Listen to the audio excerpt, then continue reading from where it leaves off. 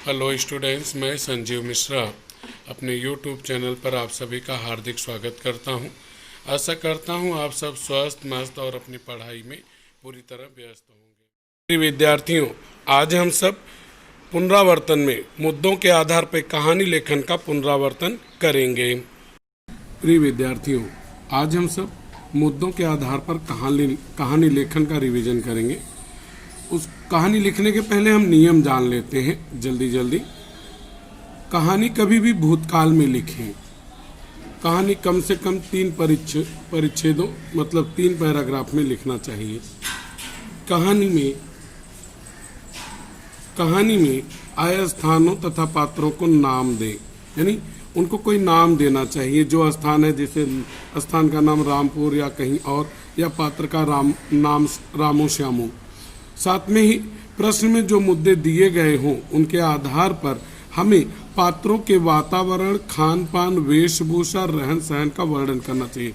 यानी अगर वह कहानी में जो मुद्दे दिए हैं वो गांव से संबंधित हैं, तो पात्रों का जो वातावरण होगा, उनकी जो वेशभूषा होगी, उनका रहन सहन होगा, उनका जो खान पान होगा, वो ग्रामीण परिवेश के अनुसार होगा, गांव के वातावरण के अनुसार होगा। वहाँ ऊंची ऊंची बिल्डिंगें नहीं होंगी। इसी तरह से अगर शहर का वातावरण है तो वहाँ पे शहर के अनुसार उसका खान पान, उसकी वेशभूषा, उसका रहन सहन रहेगा।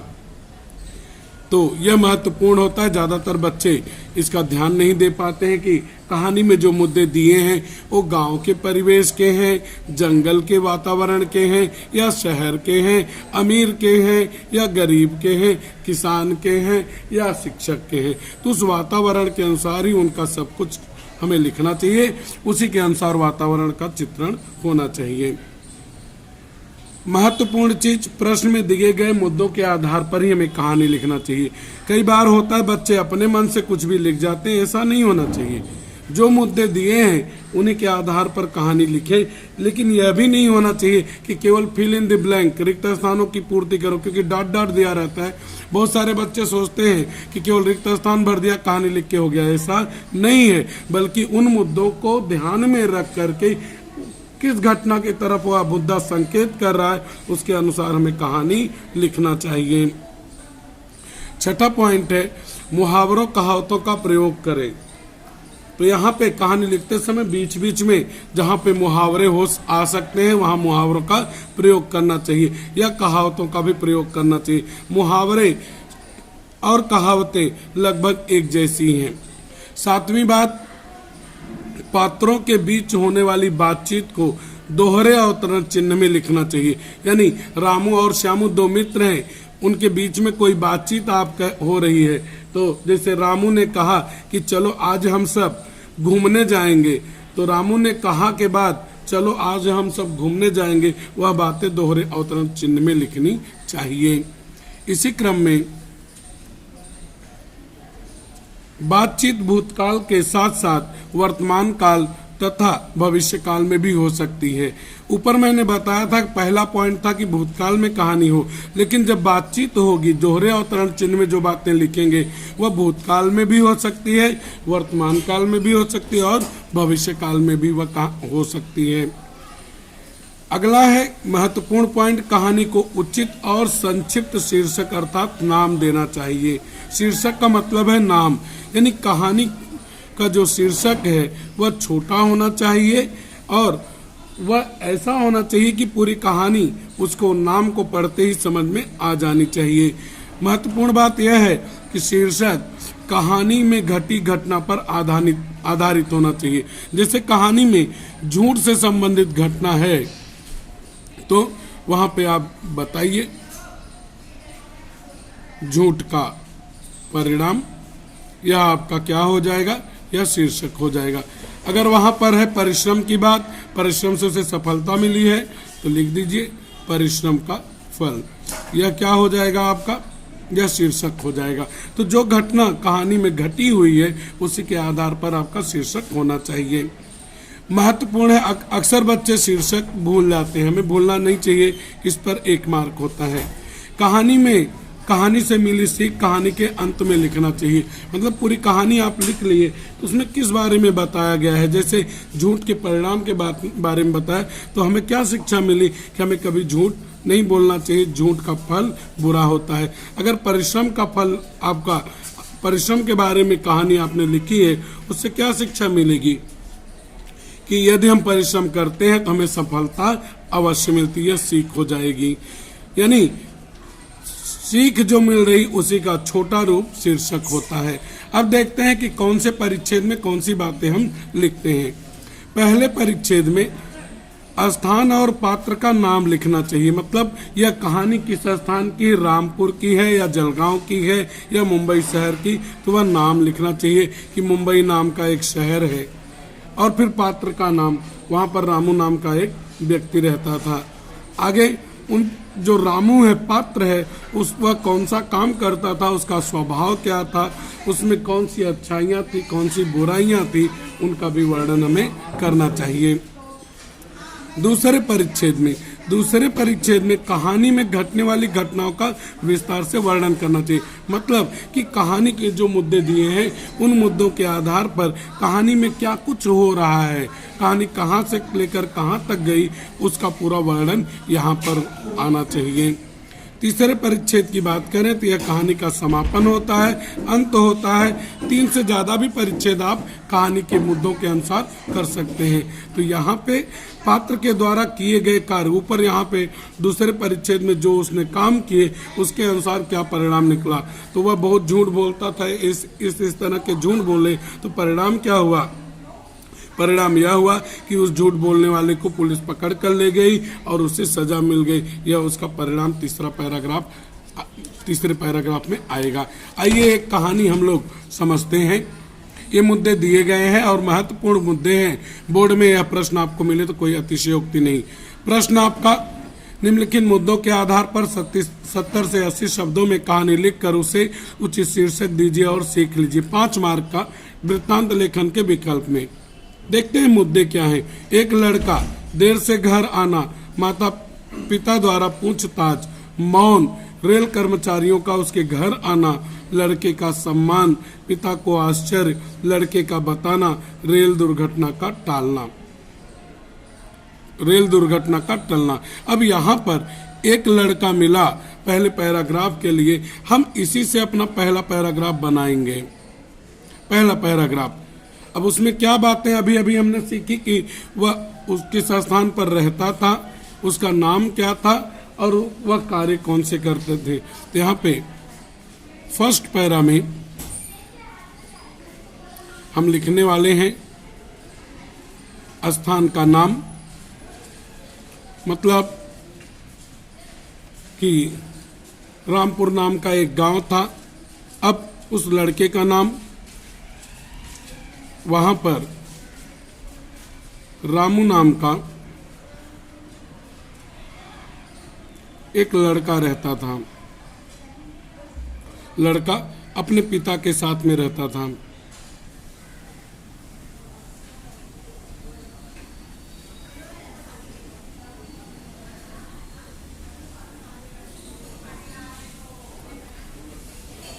अब यहाँ पर देर से घर आना, यानी वह कहीं जाता था तो उसका विचार करके फर्स्ट पैराग्राफ में मान लेते हैं वह छोटा लड़का पढ़ने जाता होगा, तो उसके कार्य का वर्णन कीजिए कि वह कक्षा 10वीं में थोड़ी दूर पर स्थित एक विद्यालय में पढ़ता था। वह, अब आगे देखेंगे तो रेल की बात आई, मतलब रेल पटरियों पर से हो जाता था, उसका वर्णन यहाँ पर कर दीजिए कि वह विद्यालय जाते समय रेल की पटरियों को पार करके जाया करता था। यह पहला पैराग्राफ हुआ। अब दूसरे पैराग्राफ में क्या बातें आप कहेंगे। सेकंड पैराग्राफ में यहाँ से लेकर पूरा का पूरा यहाँ तक की बात आपको लिखनी है। कहाँ से लेकर, दूसरे पैराग्राफ में यहाँ से लेकर, यहाँ पर आप बताइए कि वह देर से आने का कारण बताइए कि देर से क्यों आया घर पे, देर से घर क्यों पहुंचा। एक दिन पढ़ाई करके स्कूल तो समय पे छूट गया, तो देर से घर क्यों पहुंचा, वह बात उसने यहाँ पे बताई, तो वह लिखिए। और साथ में घर देरी से आया, वह बताइए कि यहाँ पे एक दिन वह देरी से घर पहुंचा, 5 बजे पहुंचता था, 8 बजे पहुंचा, तो वह बताइए। उसके बाद पिताजी ने क्या किया, पिताजी ने उससे पूछताछ की, पता लगाया कि आखिर यह बच्चा देरी से घर क्यों आया। पूछने पर उस बच्चे ने क्या किया, वह चुप रह गया, उसने कुछ भी नहीं बताया और पिता के बार बार पूछने पर भी उसने जानकारी नहीं दी। फिर क्या हुआ, फिर अगले दिन उसके घर पे रेल के कुछ कर्मचारी आए और उन्होंने क्या किया, लड़के का सम्मान किया। उसे देखकर क्या हुआ, पिता को बहुत आश्चर्य हुआ। ये बातें एक साथ जोड़ दीजिए कि वह लड़का देरी से घर पे आया और पिता ने पूछताछ की, बच्चे ने जवाब नहीं दिया, वह चुप रह गया, बार बार पूछने पे भी उसका उत्तर नहीं आ रहा था। अगले दिन रेल कर्मचारी उसके घर पर आए और उन्होंने लड़के का सम्मान किया। अपने बेटे का सम्मान होते देखकर उसके पिता को बहुत आश्चर्य हुआ कि आखिर इसका सम्मान क्यों हो रहा है। रेल कर्मचारी चले गए थोड़ी देर के बाद। अब तीसरा पैराग्राफ यहाँ पे, ये पूरा का पूरा यहाँ पे आप लिख सकते हैं, बड़ा आसान है। अब तीसरे पैराग्राफ की बात है, यहाँ से लेकर यहाँ तक तीसरा पैराग्राफ होगा, उसमें उसी को मिला दीजिए। रेल कर्मचारियों के जाने के बाद लड़के के पिता ने अपने बेटे से उसका सम्मान किए जाने के बारे में जानकारी ली, पूछताछ की, पूछा। तब लड़के ने बताया कि जब वह विद्यालय से लौट रहा था तो उसने देखा कि रेल की पटरियां टूटी हैं, रेल की पटरी टूटी है। यह बात उसने बताई और उसने फिर अपनी लाल रुमाल निकालकर उसने सिग्नल के रूप में उपयोग में लाया और जिसे देखकर गाड़ी रुक गई, बड़ी दुर्घटना टल गई और रेल की दुर्घटना टलने के कारण उसको रेलवे वालों ने सम्मानित किया। अब पिता को अपने बेटे के ऊपर बहुत गर्व हुआ। तो शीर्षक क्या मिला, शीर्षक हमें मिला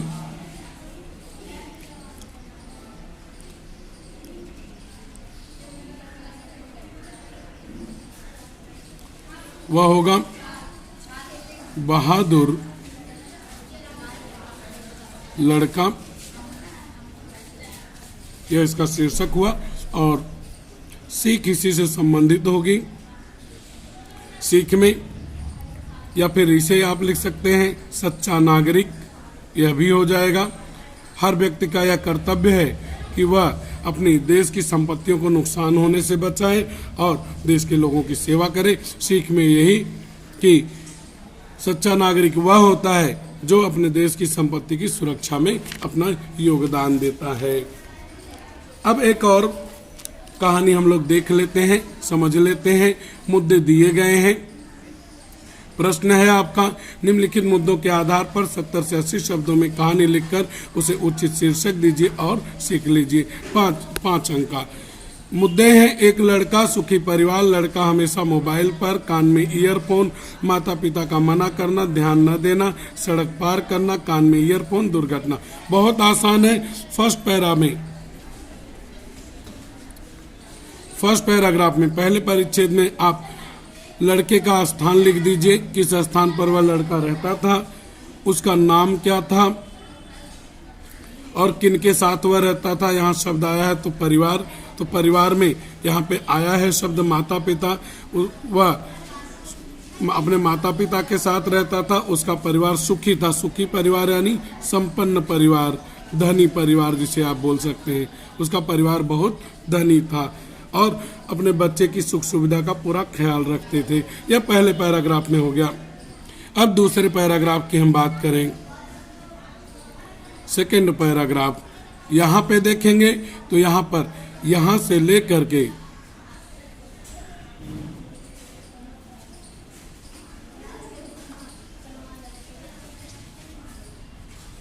यहाँ तक पूरा दूसरा पैराग्राफ।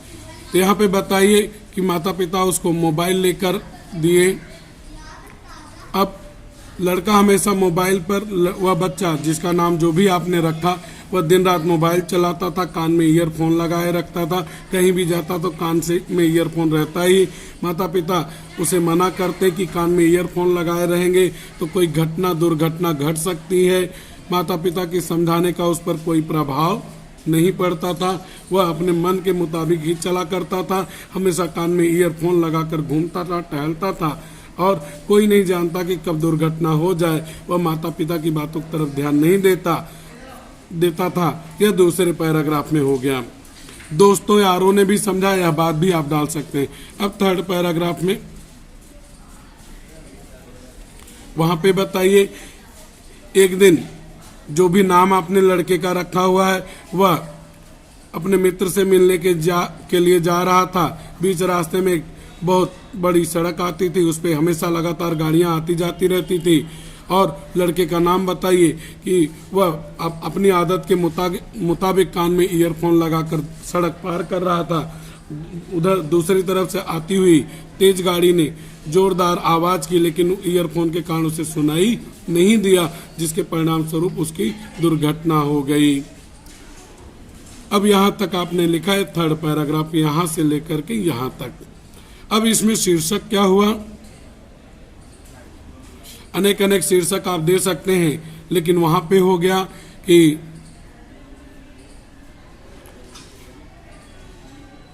यहां पे मोबाइल का दुष्परिणाम, यह भी डाल सकते हैं आप। अगर इसके अलावा आप कुछ डालना चाहते हैं और कभी भी इसको अंडरलाइन हमें करना चाहिए अथवा करके और दूसरा लिखना चाहते हैं तो माता पिता की सलाह,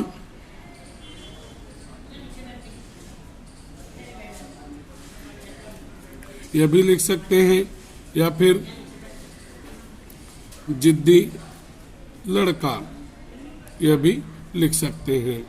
अब लड़का की जगह यहाँ लड़की होता तो लड़की हो जाता। प्रमुख रूप से यही दो होंगे। सीख क्या मिली? सीख आपको उसी से संबंधित मिली कि हमें मोबाइल का दुरुपयोग नहीं करना चाहिए, उसका उचित उपयोग करना चाहिए। माता पिता की सलाह हमें माननी चाहिए, अन्यथा उसका दुष्परिणाम हमें भुगतना पड़ता है। इस तरह से अगर आप लिखेंगे तो निश्चित है कि आपको 5 में से 4 मार्क अवश्य मिलेंगे। और शीर्षक को कभी भी अंडरलाइन कीजिए। बच्चों, अगर आपको मेरा पढ़ाना अच्छा लगा तो वीडियो को लाइक कीजिए, चैनल को सब्सक्राइब कीजिए और वीडियो शेयर कीजिए तथा कमेंट बॉक्स में कमेंट कीजिए कि आपको मेरा पढ़ाना कैसा लगा।